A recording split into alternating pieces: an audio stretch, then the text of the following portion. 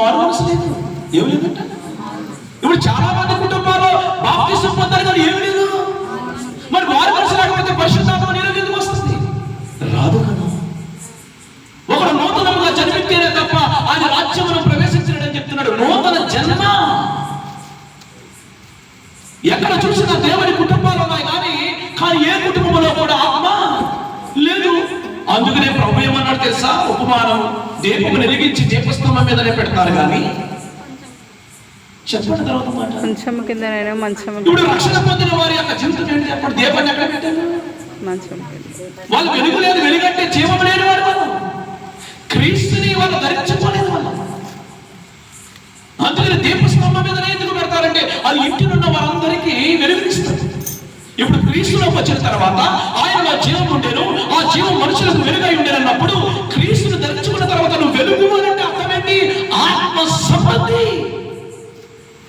మరి ఆత్మ సంబంధంగా లేకుండా, మారు మనసు లేకుండా రక్షణ పొందాలని నువ్వు ఎక్కడంటే ఎన్నో పౌలు గారు ఒప్పుకోలేదు. వెంటనే మళ్ళీ ఏం చేశాడు? బాప్తిసం ఇచ్చి చేతులు పెట్టి ప్రార్థించగా ఏం జరిగిందంట?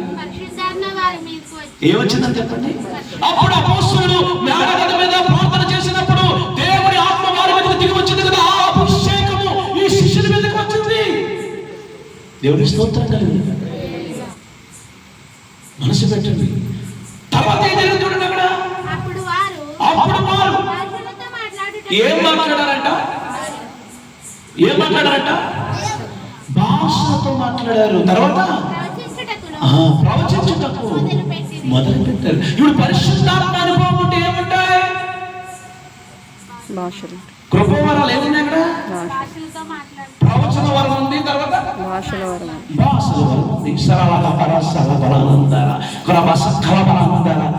అంటే భాషల వరం ఉంది. కానీ దాన్ని ఎలా తీసుకెళ్ళాలంటే క్రమంలో తీసుకెళ్ళాలి. మనదండి ఆ భాష మాట్లాడితేనే కాదు, ఆ భాషలో భావం కూడా చెప్పాలని కూడా ఉంది. దేవుని స్తోత్రం కలిగిన the name of Jesus name. ఆయన చాలా క్లియర్ గా ఉన్నాడు. మనం క్లియర్గా లేకపోతే సాతానుగాడు కూడా వెలుగు ధరించుకుని వచ్చి ప్రతి దీపాన్ని ఆర్పేస్తున్నాడు. సాతాను తానే వెలుగు దూత వేషము ధరించుకున్నాడు. పెద్ద విషయం కాదంట. మన వాడు అనుచరులు కూడా నీతి వేషము ధరించుకుని వస్తున్నారు. ఎవరు వీరు? యూట్యూబ్ లో దొరుకుతారు. మీరు అందరూ ఎక్కడ దొరుకుతారు? యూట్యూబ్ లో దొరుకుతారు. ఎవరు దొరుకుతారు? వెలుగు దూత వేషము వేసుకొని నీతి వేషము ధరించుకున్న అబద్ధ బోధకులు, అబద్ధ ప్రవక్తలు, అబద్ధ ప్రవక్తలు ఎక్కడ దొరుకుతారయ్యా అంటే యూట్యూబ్ లో దొరుకుతారు. ఎందుకంటే అన్ని జనులలో ఈ నామాన్ని అవమానపరచబడే వెలుగుదూత తన కుటుంబాన్ని ఎలా భద్రం చేసుకుంటాడో, ఆత్మీయ జీవితంలో ఉన్నవాడు ఎలా భద్రం చేసుకుంటాడో సార్ చూడండి. అదే యోహాను పత్రికలోకి వెళ్ళిపోతాం. పరిశుద్ధాత్మ లింక్. రక్షణ పొందితేనే కాదు, మారు మనసు ఉండాలి.